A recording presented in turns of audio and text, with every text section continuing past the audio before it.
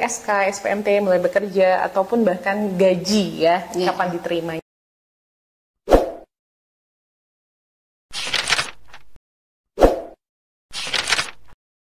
Wargi BKN, Assalamualaikum warahmatullahi wabarakatuh.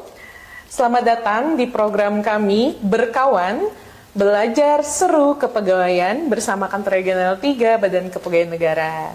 Kali ini tema yang kami angkat adalah penetapan nomor induk pegawai calon aparatur sipil negara.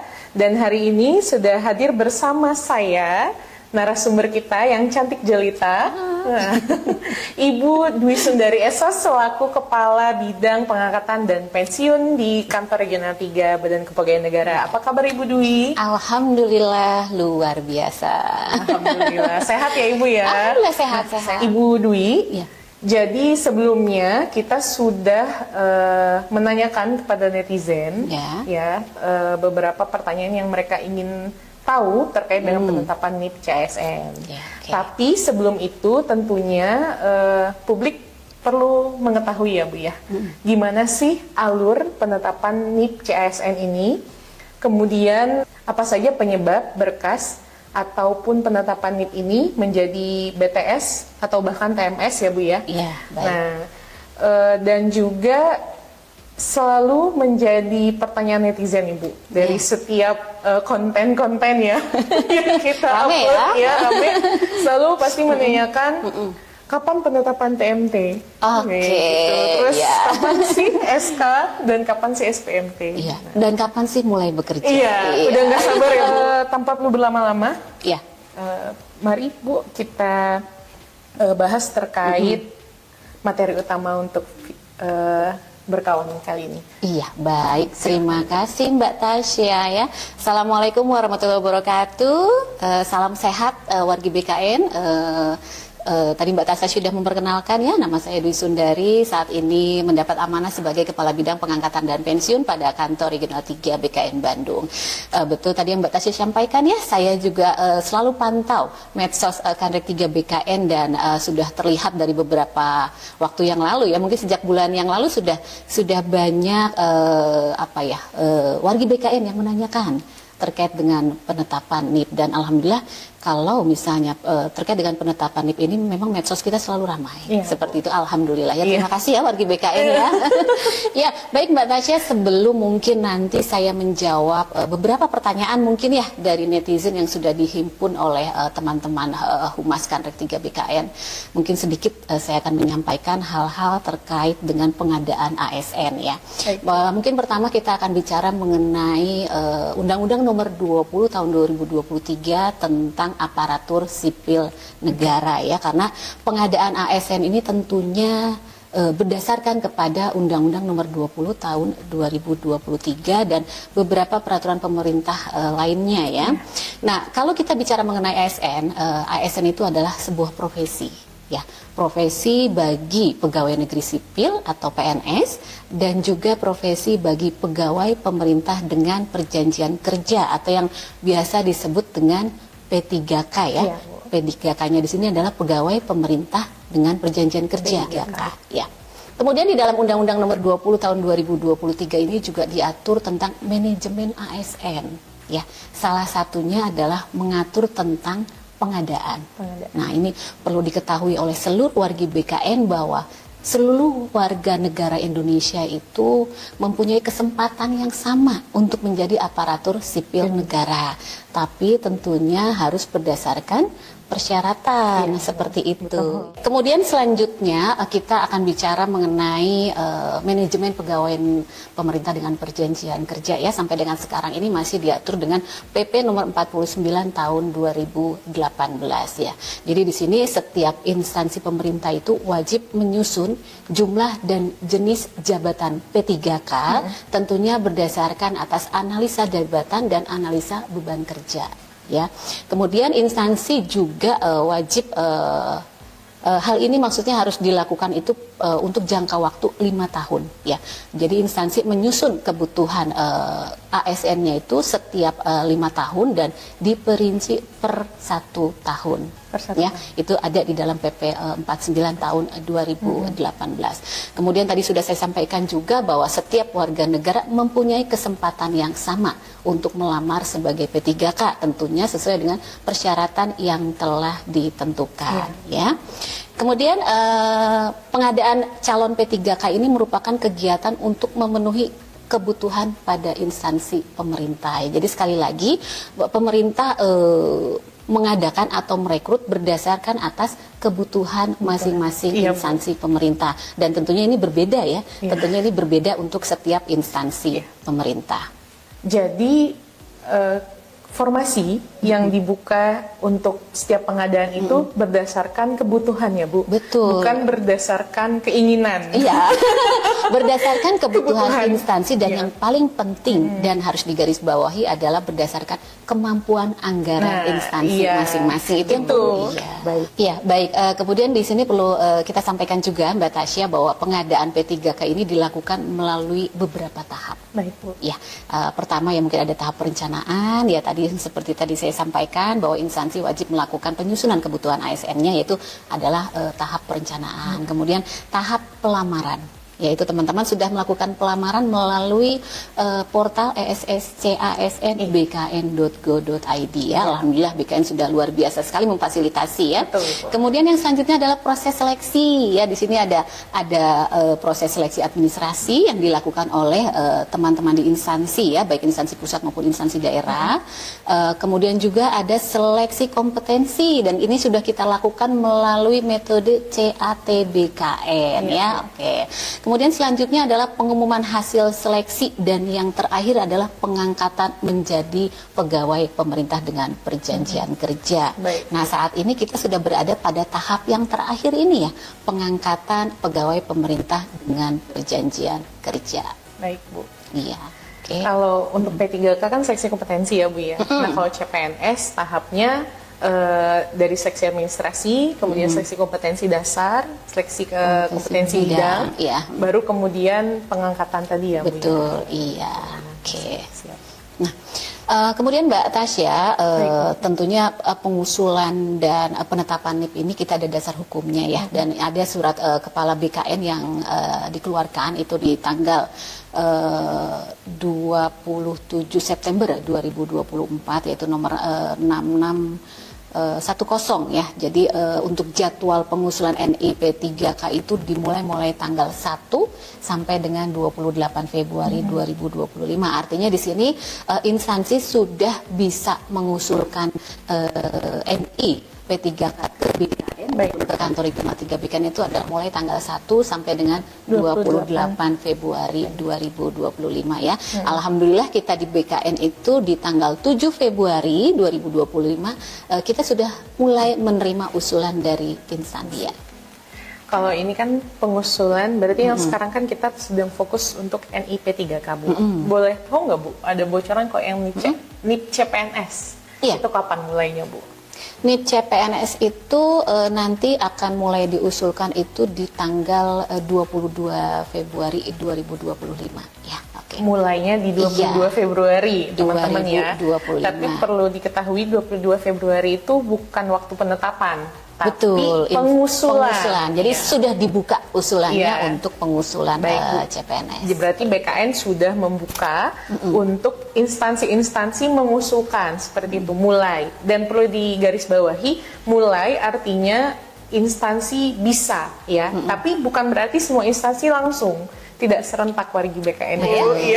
Baik Mbak Tasya, terima kasih. Mungkin kita sekarang bicara mengenai alur penetapan untuk NIP 3K ya, dan khususnya untuk NIP 3K tahap 1 ya. Jadi pelamar yang dinyatakan lulus sebagai P3K itu diangkat sebagai calon pegawai pemerintah dengan perjanjian kerja oleh pejabat pembina kepegawaian ya, baik itu oleh gubernur, bupati, atau wali kota ya. Jadi di sini ada proses berbeda dengan CPNS ya. Untuk P3K ini ada sebelum diusulkan NIP-nya ke BKN itu diangkat dulu sebagai calon P3K. Seperti itu. Nanti setelah ditetapkan NIP-nya kemudian diangkat menjadi P3K. Ya, sebelum diusulkan NIP-nya ditetapkan SK calon P3K, setelah ditetapkan NIP-nya diangkat sebagai P3K. Nah, itu surat keputusan baik calon maupun P3K itu ditetapkan oleh pejabat pembina kepegawaian, bukan oleh BKN. Itu yang perlu kita ketahui ya. Karena saya melihat banyak komentar-komentar netizen juga seperti beranggapan bahwa SK yang menetapkan adalah BKN. Bukan ya, jadi yang menetapkan adalah sesuai dengan aturan ditetapkan oleh pejabat pembina kepegawaian. Dalam hal ini adalah kalau kita di instansi daerah itu berarti oleh gubernur, bupati, atau wali kota ya, seperti itu. Kemudian untuk P3K di instansi pusat itu yang menetapkan NIP-nya adalah BKN pusat. Ya, sementara untuk P3K instansi daerah ya yang menetapkannya adalah untuk Jawa Barat Banten. Ini untuk Jawa Barat Banten adalah Kantor Regional 3 BKN Bandung. Seperti itu ya. Jadi tidak semuanya ditetapkan oleh kita dan tidak semuanya ditetapkan oleh pusat. Ada pembagian sesuai dengan kewenangannya masing-masing ya. Kemudian untuk pengisian daerah itu sudah dilakukan ya kemarin oleh teman-teman, itu mulai di tanggal 1 Januari sampai dengan 31 Januari 2025, dan untuk pengusulan NIP-nya tadi juga kita sudah bahas mulai dari tanggal 1 sampai dengan 28 Februari 2025, dan berdasarkan ketentuan itu ada dokumen-dokumen yang diperlukan ini dalam menetapkan NIP ini ya. Ada dokumen-dokumen yang harus disiapkan secara mandiri oleh P3K-nya ya, diantara seperti pas foto, kemudian ijazah, transkip, kemudian SKCK, surat keterangan sehat jasmani dan rohani, kemudian surat keterangan nafsa. Itu adalah dokumen-dokumen yang harus disiapkan secara pribadi. Kemudian juga ada dokumen-dokumen yang harus disiapkan oleh instansi, seperti yang tadi saya sampaikan. Ada yang namanya SK calon P3K, itu disiapkan oleh instansi. Kemudian ada yang namanya surat pernyataan rencana penempatan, itu juga disiapkan oleh instansi. Nah, semua dokumen ini harus dilengkapi pada saat mengajukan proses penetapan NIP ya. Dan BKN sudah menyiapkan juga satu portal yang disebut dengan SIASN BKN. Nah, untuk dokumen-dokumen pribadi ini seperti contohnya pas foto, kemudian juga ijazah, kemudian transkip ya, kemudian surat pernyataan 5 poin itu sudah dialirkan langsung dari SSCASN ke SIASN. Jadi pelamar tidak perlu mengunggah lagi. Mungkin yang perlu diunggah adalah ketinggalan satu, daftar riwayat hidup ya. Jadi sebelum setelah dinyatakan lulus itu pelamar itu mengisi daftar riwayat hidup ya. Kemudian itu yang disiapkan secara mandirinya ya. Tidak sesuai. Nah, biasanya nih Bu, apa sih Bu penyebab dari usulan ini kemudian dinyatakan BTS oleh BKN? Iya.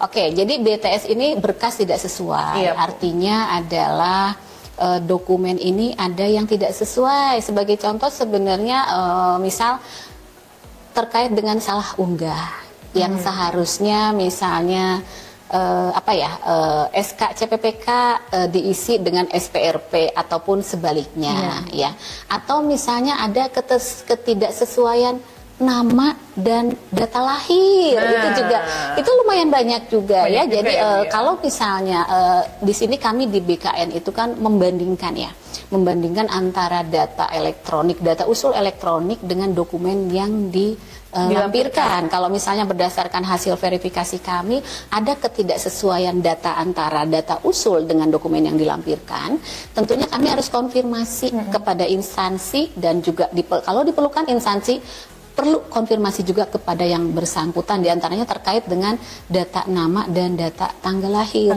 ya. Karena kan seharusnya itu kita berpedoman kepada ijazah ya, tapi ternyata ijazah itu pun terkadang ada yang salah. Berbeda. Iya, seperti itu. Itu sebagai contoh untuk kenapa BTS ya.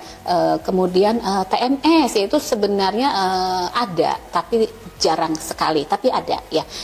Sebagai contoh misalnya di satu jabatan formasi itu kualifikasi pendidikan yang dipersyaratkan adalah misalnya D3. Tapi ternyata yang bersangkutan menyampaikan yang S1. Ternyata pendidikan yang bersangkutan S1. Melamar pada formasi D3. Nah, itu tentunya tidak sesuai. Itu yang kami TMS kan ya? TMS kan, betul. Nah, Bu, ini nih Bu yang sering kali dipertanyakan Bu, ya. Kalau penetapan TMT itu sama siapa sih Bu? Sama BKN atau sama instansi Bu? Oke, jadi seperti ini ya, di dalam surat edaran Kepala BKN itu sudah disampaikan bahwa pengusulan itu kan 1 sampai dengan 28, iya, 28 Februari 2025 ya. Kemudian untuk TMT-nya itu adalah di tanggal 1 setelah pengusulan. Artinya di sini kalau misalnya 1 sampai dengan 28 Februari berarti TMT-nya adalah 1 Maret 2025. Tapi tentunya kapan nih saya bisa mulai bekerja? Ya tentunya setelah semua proses selesai secara keseluruhan, seperti itu ya. Mungkin bisa di April atau mungkin bisa juga di Mei barangkali ya. Jadi setelah semuanya proses selesai ACC, kemudian ditetapkan SKP 3K-nya, kemudian ditetapkan dokumen kontrak kerjanya ya, baru diserahkan kepada yang bersangkutan ya. Untuk TMT ini apakah berpengaruh kemudian Bu ke gaji? Misalnya TMT-nya 1 Maret kan Bu, 1 Maret. Apakah nanti, tapi maaf Bu, misalnya TMT-nya 1 Maret, kemudian baru mulai bekerjanya di bulan Mei misalnya. Apakah kemudian gajinya dari 1 Maret? Oh tidak Mbak Tasya. Nah, itu Bu yang dipertanyakan Bu. Sering kali ditanyakan oleh netizen. Apakah ketika TMT-nya 1 Maret nanti saya dapat gaji per 1 Maret kayak gitu? Iya. Sebenarnya apa ya, sama antara P3K dengan PNS ya. Kita itu digaji setelah secara nyata melaksanakan tugas. Ya, jadi kalau misalnya warga BKN secara nyata melaksanakan tugas di bulan Maret, tentunya akan digaji mulai bulan Maret. Kalau misalnya secara nyata melaksanakan tugasnya di bulan April, tentunya itu akan digaji di bulan April. Ya, jadi dasar penggajian itu apa? Adanya surat pernyataan melaksanakan tugas. Ya, jadi setelah wargi BKN secara nyata melaksanakan tugas misalnya di 1 Maret, instansi mengeluarkan yang namanya surat pernyataan melaksanakan tugas SPMT, itu. Iya, SPMT itu ada disebutkan bahwa atas nama A sudah secara nyata melaksanakan tugas terhitung mulai tanggal 1 April 2025. Berarti gajinya dibayarkan di 1 April 2025. Baik, kita mungkin langsung lanjut ke pertanyaan yang berikutnya ya Bu ya, yang ditanyakan oleh netizen ke kita Bu. Nah, jika ada dokumen yang tidak memenuhi syarat Bu saat penetapan NIP, bagaimana prosedurnya Bu? Penginformasiannya, apakah dari BKN menyampaikan langsung ke pelamar atau seperti apa Bu? Nanti prosedur penginformasiannya bagi pelamar yang berkasnya tidak sesuai kayak gitu Bu. Ya baik Mbak Tasya, terima kasih ya. Tadi sudah kita sampaikan juga bahwa pengusulan NIP itu kita sudah memakai satu sistem yang disebut SIASN BKN, Sistem Informasi Aparatur Sipil Negara BKN ya. Jadi sistem ini dibangun untuk layanan kepegawaian mulai dari pengangkatan sampai dengan pemberhentian dan pensiun ya. Jadi di sini teman-teman instansi baik pusat maupun daerah mengusulkan NIP melalui sistem itu. Ya, jadi sekarang tidak manual lagi seperti dulu. Kalau dulu mungkin instansi membawa-bawa berkas ke BKN ya, tapi sekarang sudah tidak lagi. Ya, jadi hanya melalui sistem saja mengirimkan baik itu data elektronik maupun dokumen dalam bentuk PDF-nya yang sudah disiapkan oleh masing-masing yang bersangkutan dan juga sudah disiapkan oleh instansi. Nah, tadi saya sampaikan sampai dengan saat ini ada sekitar 10% usulan nih yang BTS dan perlu dilengkapi ya. Itu kita menggunakan sistem yang sama. Jadi pada saat kami melakukan verifikasi terdapat usulan yang BTS, itu kita akan kembalikan kepada instansi dan kita akan berikan keterangannya. Misalnya SPRP belum terlampir, itu sebagai contoh ya. Itu. Nah, di sini yang perlu wargi ketahui adalah ada dokumen-dokumen, dan tadi sudah kita sampaikan sebenarnya ada dokumen yang disiapkan oleh instansi dan ada juga dokumen yang disiapkan oleh secara pribadi ya.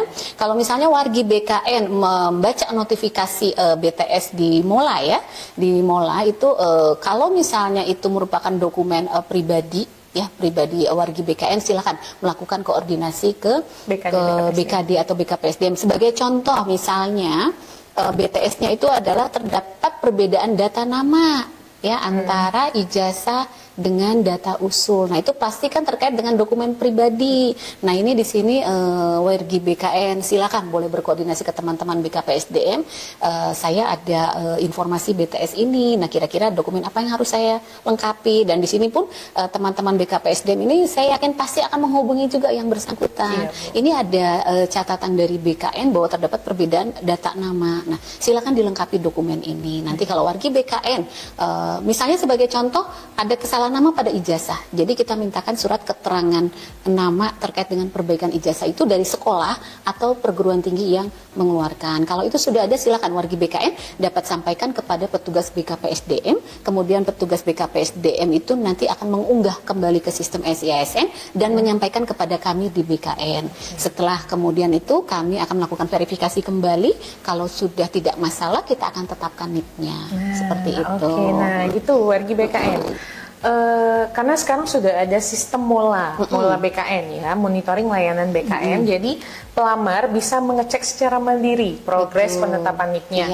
Nah, kalau misalnya usulan tidak ditemukan, itu artinya usulannya memang belum masuk ke BKN. Belum diusulkan ke BKN. Iya, belum diusulkan. Jadi harap bersabar. Ya. Jadi jangan panik langsung, ini kok usulan saya tidak ditemukan segala macam.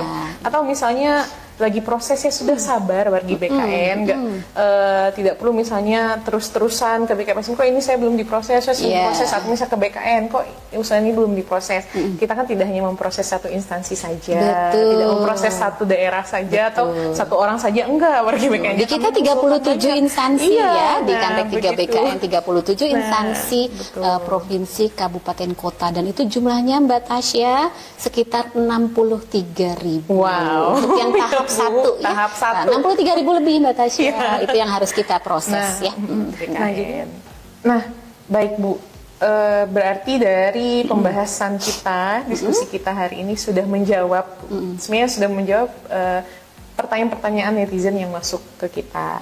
Nah, tapi sebelum saya tutup nih Bu, bincang kita hari ini, apakah ada pesan Bu khusus dari Ibu untuk rekan-rekan kita, teman-teman kita, wargi BKN yang tercinta? Iya, baik, terima kasih Mbak Tasya ya. Baik wargi BKN ya, mungkin perlu kami sampaikan bahwa yang pertama, kami mengucapkan terima kasih dan memberikan apresiasi yang sebesar-besarnya kepada mitra kerja kami ya, BKD, BKPSDM yang selama proses pengadaan ini sudah luar biasa bekerjanya ya Mbak Tasya. Teman-teman ini tidak mengenal waktu, bekerja Senin sampai Minggu, pagi sampai malam. Itu kami sangat mengucapkan terima kasih dan memberikan apresiasi ya.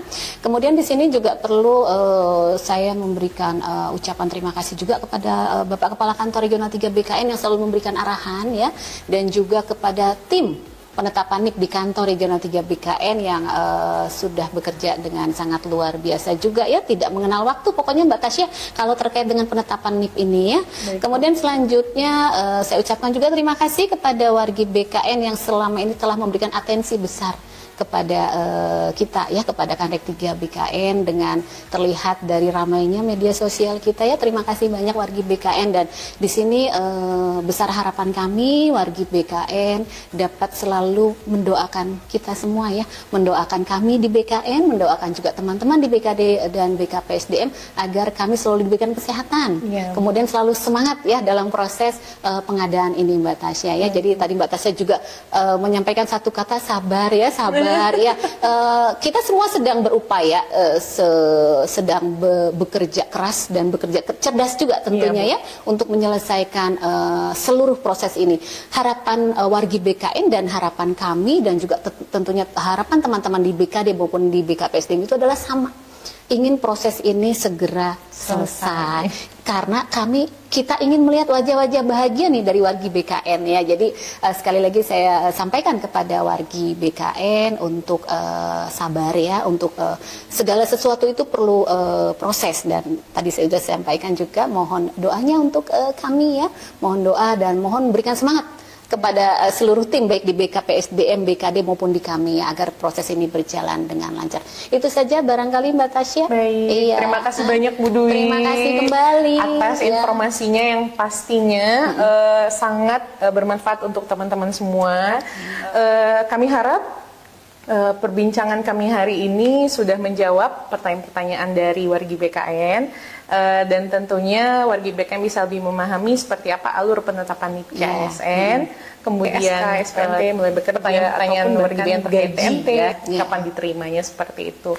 Baik, wargi BKN, demikian berkawan hari ini ya.